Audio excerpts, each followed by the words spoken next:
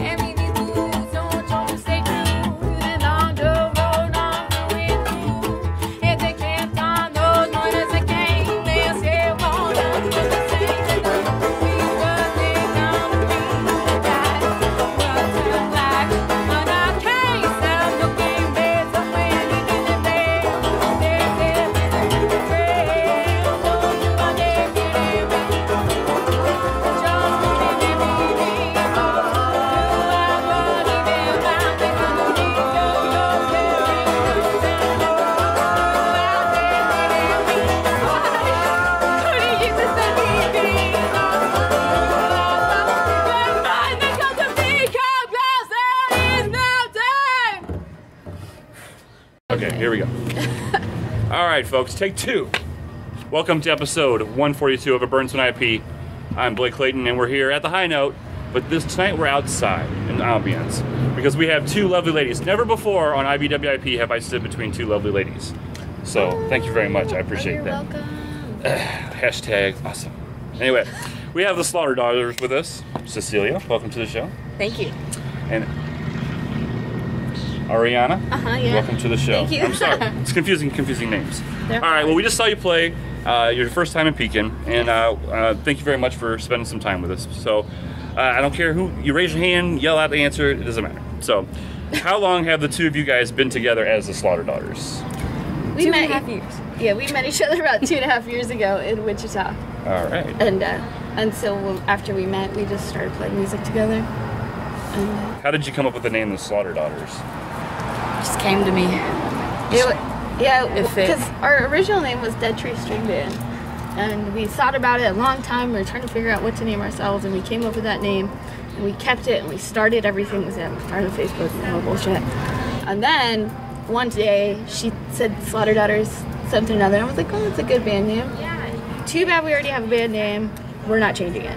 And my very good friends IBWIP came to visit us when they were coming through town, and they said, Slaughter Daughters, you have to change your name to that. It doesn't matter what it takes. And so we changed it, and it was... And it came to fruition to be. It is perfect. So, well, do you guys remember the first time you met? Oh, yeah. Yeah. Just describe. Well, it was after this big bluegrass festival, the Walnut Valley Festival, in right outside of Wichita. And there was this big pickin' party at our friend Reco's house. Who I didn't really know. Everybody's got a friend named Reco. I noticed. Go ahead. Yeah, well, he's from It's all the Wichita, same guy. so It's the same Reco. But there was tons of music going on in every room, and everyone was just playing with each other. And we were down in the basement, and she had a mandolin there, and I had a guitar, and we kind of sat there and played a song for each other, and realized how similar our styles were. They're both minor keys, they're very dark lyrics, and our friends who were sitting in the same room right then and there said, "Oh, you guys need to start a band together." And we started playing music together. Came to be. Yeah. It's a monumental moment. And like I wasn't even supposed to. I was just in Wichita randomly because I did merch for another band, and for Filthy Stone. And then after that was done, I went to Wichita just to visit some friends for a week.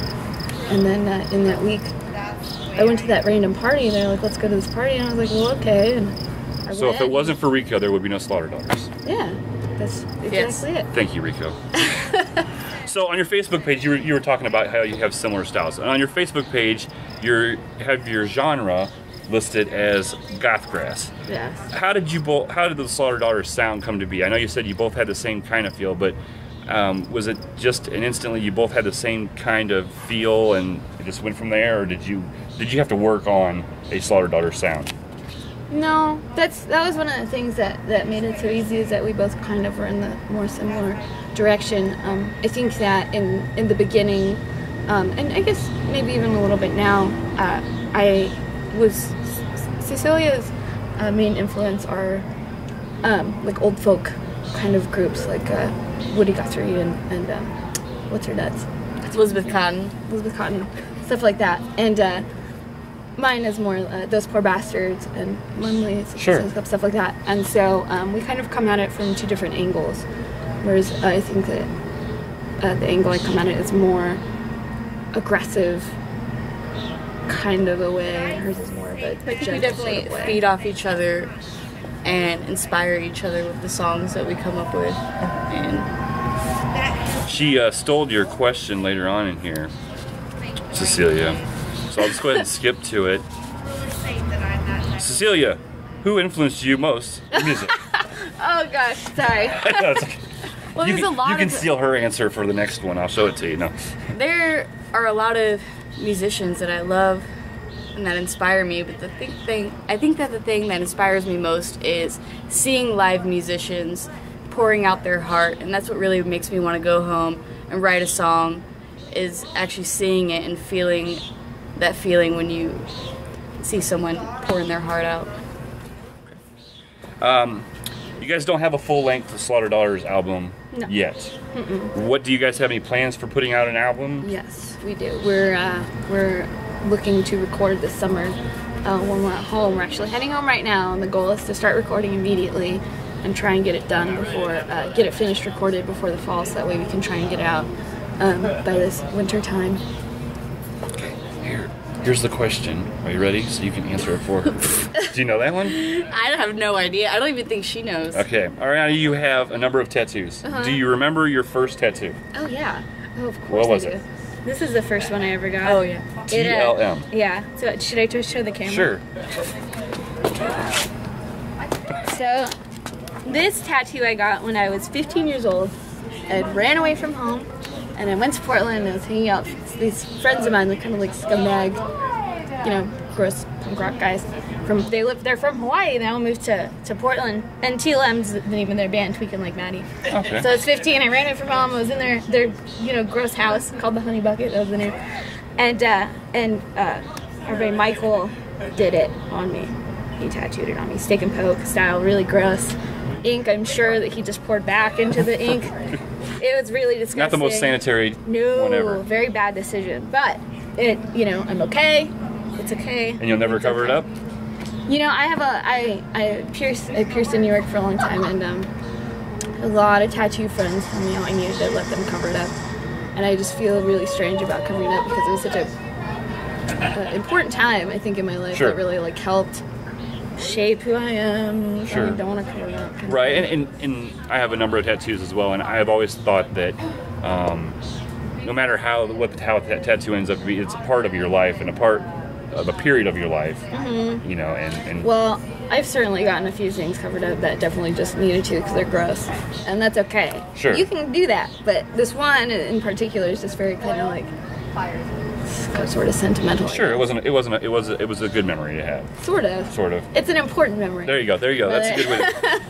So I've often asked a lot of male artists how they deal with relationships since they're on the road from time to time, and we don't have many women on the show.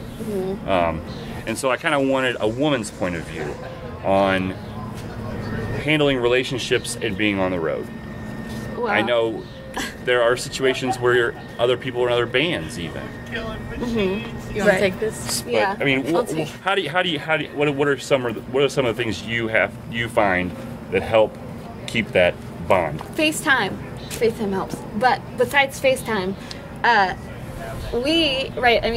of right now, we have both of our boyfriends with us in the band. They're playing with us, and they're also in a band. So what I do, because I do all the booking, is when they get their schedule, Andrew shows it to me, and then I just sort of make it so we can cross paths every few weeks. Nice. And so we don't really have to go very long without seeing each other, even if it's just for a night, just for one show, hanging out sort of a thing.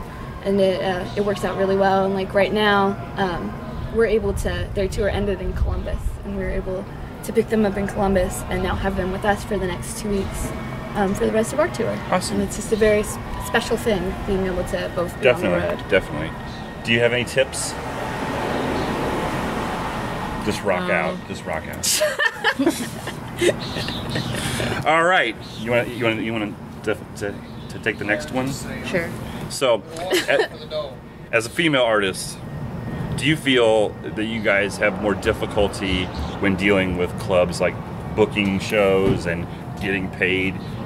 Because a lot of times you guys are just out by yourselves. Yes. Yeah. So, I mean, as female artists, do you find that there's a different way that club owners deal with you? I don't really feel like there's much of a difference. Us being female, I don't really feel like we're treated that much differently. A lot of times I feel like maybe we're treated a little bit better. More like ladies. But she does all the booking, so I don't know about that part. Yeah. I think that I would say that it's about equal. I wouldn't necessarily say we get treated better or worse. But definitely one thing that happens that really kind of burns me out is that we get pigeonholed sometimes. And so like people want to do girl shows. And so they're like, we're gonna book you with these other girl acts, singer-songwriters and stuff that's not anything even comparable to what we do. Right. Because if you were to compare us, we're more like, the Callows and Sure. the singer-songwriter lady. Sure. Like it's as far as Right. content and how we play and how our songs go and stuff. And Sure. so that is kind of a bummer because people kind of want to just Stereotype your type of music. Yeah, and it's not that we're against other female musicians. We absolutely are for it. It's beautiful because there's 6 of us that even tour Sure. that anybody knows about. So that's wonderful. And if it was supposed to be something to benefit that sort of a thing, we'd be all about it. But it's not. It's just a matter of just making a girl show, and people will go out to a girl show, and it's kind of a bummer. All right. So you both write songs for the band. Yes. Do you write individually and then bring them, or do you guys often write together, or are their writing styles different to where you just write separate stuff and then bring it to each other? We've only written one song together, Mm-hmm. and so most of the rest of the time we just bring songs to each other and then have them incorporate and tell them what you want to add to the song and kind of things that you feel that should be in the song. Yeah, vocal parts. I think we both, when we bring a song to each other, I think that we both have input on the vocals as far as we have ideas of how we want our song to go, but then the other will, sort of add something when we're starting and we're like, oh, that sounds good, or we like this part better, and it works out well. So there is collaboration once you bring it to the table. Yes, yeah. What kind, and this is one of the most interesting, I ask this question almost everybody, but in a nutshell, what is your formula for writing? I mean, when do you write more, or is there a specific time, or what is your process that you use? It's very different for each song. Sometimes I'll be in the moment and I'll sit down with my instrument and it'll just flow out of me, just a whole progression and the lyrics and everything. And then sometimes it takes me over months to write a song where I'll have little parts here and there, and I add on lines and different parts of the song. And so each song is very different for me. And you? Well, I have this problem, and I can only write songs when I'm upset. When you're upset. Yeah, it's an issue. That's why I think they're all so dark. But when I get upset, it just comes out, and all of it just comes out, and it's very easy for me. But I've tried time and time again to write a song just regularly, feeling fine, and it just doesn't work. I always don't like the lyrics, I don't like the progression, what's going on. I think I only have one song ever that I wrote that as a love song. It's a positive song. So you're like, we gotta write songs for this next album. Somebody's gotta really upset me so we can get this done. I know.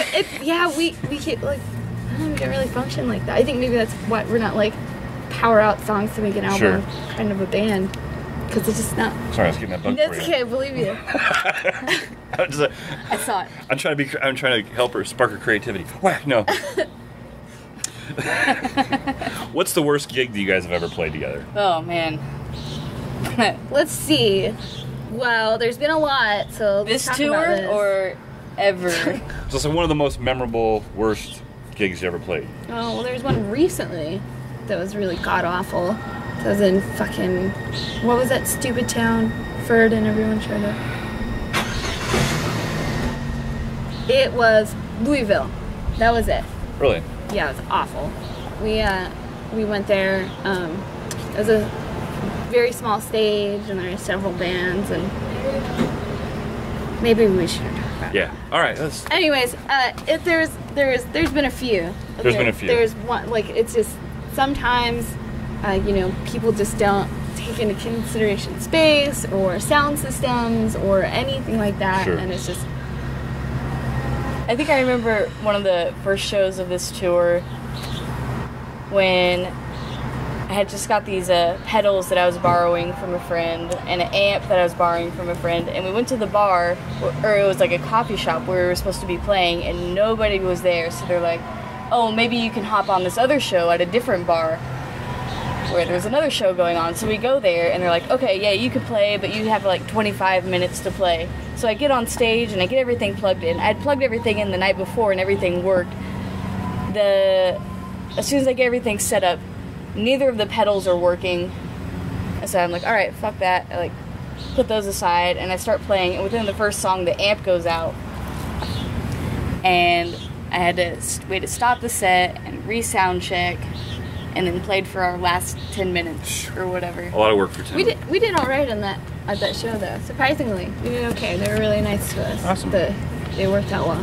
So again, I'm taking the opportunity having females on the show, so some of these questions, it's not the one that we talked about. Oh yeah. It's a funny one. Didn't get me. All right, so most girls grow up dreaming about having families and having babies and getting married.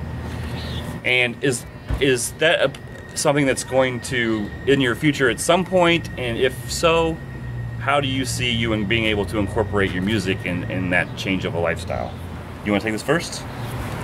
Well, I feel more comfortable with my life on the road from my perspective right now. I feel like Ari is more, has more of a family idea in her mind for the future, has that kind of thing planned. And so, Yeah, that's something I've always wanted in my life. Always, 100%. And do you think, are you going to try to incorporate the music career still with Yeah, that? of course. I'm lucky that my partner plays music as well. We play music together, and it's really great. And as far as I'm not gonna have a baby tomorrow. Sure, no. But I didn't put any time. Yeah. But yeah, it's something that I want in the future. And as far as right now, I'm very happy with the way my life is. And then if I was to have a baby and start a family and get married and stuff, there's no reason to stop playing music. You just don't live in a van. Right. It doesn't mean that you have Sure. to stop by any means. And I had another question that I didn't have. You have another person, but you have another van mate that goes all with you all the time. My baby. She's not a real best. baby. She's a puppy baby. So I guess here's a question: is obviously that's a different lifestyle than a dog is used to anyway. Sure. But she came into the bar. She was very she laid down. Sound check's coming up. And she's just kind of kicked it. And Yes. did you have her as a puppy and you I've got kind of trained her to be in that kind of environment? Well, I've had Lindy since she was 11 weeks old. And she just turned 6 recently, and we're coming up on our 6 years together, me and her. And she's very special. When I first got her, I was riding freight trains and doing stuff like that, traveling around. And so she had a lot of experience being on the road, being with me 24/7 and stuff like that. So she had a lot of attention. It was very, I spent a lot of energy training her and trying to shape her into, a good road dog. And on top of her just being an amazing, just soul on her own, it's worked out just so well. And every You guys did awesome tonight. Great job tonight. Thank you. Thank you. So. It's okay. It's all right. Daughter. Hey. Woo. Thank you. But so, she's amazing. Every night I bring her to the bar every single night. She sits on stage with us every single night. And, Everybody's leaving the bar. Everyone's leaving the bar. All right, so we're gonna take a moment.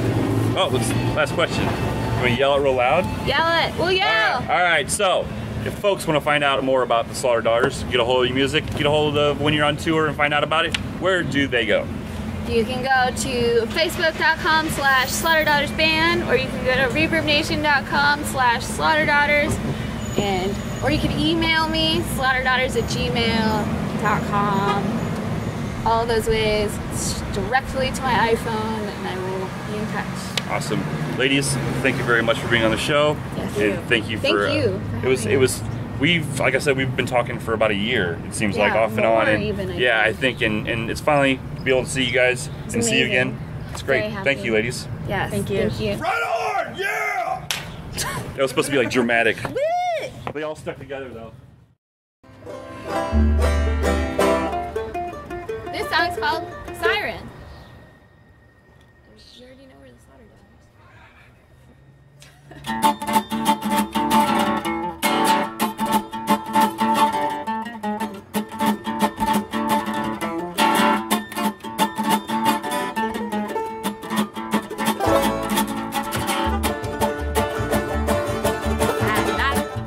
When the sun goes down, I think of the ocean floor. Move around and I say, that's it.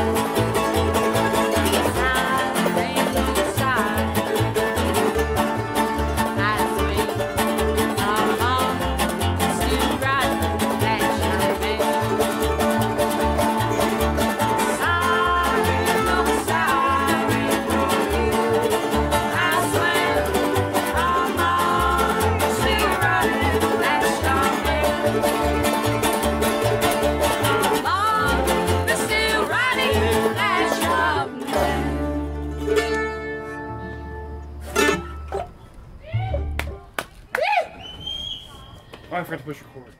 Shut up.